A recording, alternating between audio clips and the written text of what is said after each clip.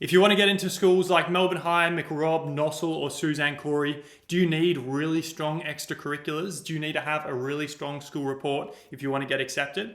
Now, the reality is that for most students who are trying to get into these schools for year 9, the only thing that the schools consider is really how you do on the exam. So if your child does well or if you do well on the exam, you're going to get accepted. It doesn't matter how strong your child's co-curriculars are or how strong your report is. These things will not be considered at all for year 9 entry.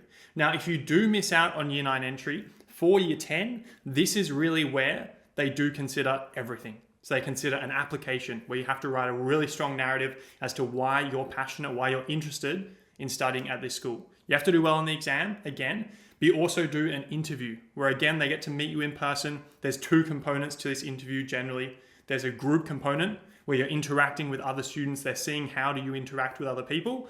There's also then a one-on-one part of the interview where they sit down with you, they understand you as a person. What do you like? What do you not like? Where are your strengths? Where are your weaknesses? Why do you want to study at this school? And so overall, if you want to get into one of the 4 selective high schools in Victoria, in year 9, they don't look at anything really outside of the exam. If you do well on the exam, you're going to get into one of these schools. For year 10, they do look at everything really. School reports, you have to write a written application, you have to do well on the exam, you have an interview as well. There's a lot more things they consider.